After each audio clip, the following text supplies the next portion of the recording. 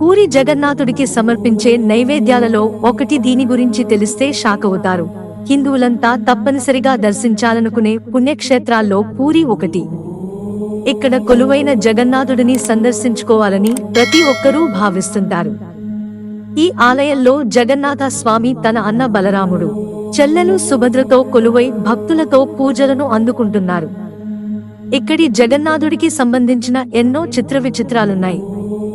ఈ క్రమంలోనే మనం కొన్ని విచిత్రమైన అంశాల గురించి చాలానే తెలుసుకుంది. పూరి జగన్నాథుడు భోజన ప్రియుడని, నిత్యం ఆయన కోసం వంటగదిలో పనులు జరుగుతూనే ఉంటాయి. స్వామివారికి నిత్యం 56 పదార్థాలను నైవేద్యంగా సమర్పిస్తారు. ఎంతమంది భక్తులు వచ్చినా కూడా ఇక్కడి నుంచి ఆకలితో తిరిగి రారని చెబుతారు. ఇక్కడ మరో ఆసక్తికర విషయం ఏంటంటే, పూరి జగన్నాథుడికి నైవేద్యంగా వేప పొడిని సైతం సమర్పిస్తారు. వేప పొడిని స్వామివారికి నైవేద్యంగా పెట్టడమేంటని ఇక్కడకు వెళ్లిన భక్తులు సైతం ఆశ్చర్యపోతుంటారు. స్వామివారికి సమర్పించే నైవేద్యాలలో వేప పొడి కూడా ఒకటి కావడం గమనార్హం.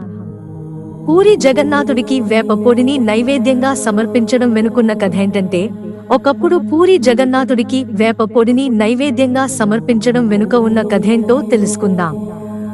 స్థానికంగా నివసించే ఒక వృద్ధ మహిళ జగన్నాథుడికి ప్రతిరోజు 56 రకాల నైవేద్యాలను సమర్పించడం, తినడం చూసేదట.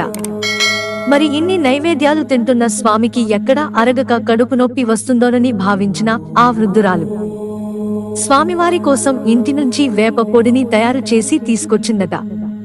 కాని ఆలయ ద్వారపాలకుడు ఆమెను లోపలికి అనుమతించకపోగా ఆమె తీసుకొచ్చిన వేప పొడిని పారబోశాడట. అదే రోజు రాత్రి పూరి రాజు కలలో జగన్నాథుడు కనిపించి తన భక్తురాలు తన కోసం చాలా ప్రేమతో తెచ్చిన వేప పొడిని ఆమెను ద్వారపాలకుడు ఆలయంలోనికి రానివ్వలేదని చెప్పాడట. మరుసటి రోజు రాజే స్వయంగా ఆ వృద్ధురాలి వద్దకు వెళ్లి తన కల గురించి చెప్పి వేప పొడిని తయారు చేయమని చెప్పాడట. వెంటనే ఆమె జగన్నాథుడి కోసం వేప పొడిని తయారు చేసి ఇచ్చిందట. నాటి నుంచి నేటి వరకు స్వామివారికి సమర్పించే ప్రసాదాలలో వేప పొడిని సైతం చేర్చారు. ఇది స్వామివారికి వేప పొడిని సమర్పించడం వెనుక ఉన్న కథ. మిత్రులారా, ఛానల్ సబ్స్క్రైబ్ చేసుకోవడం మర్చిపోకండి. ధన్యవాదాలు.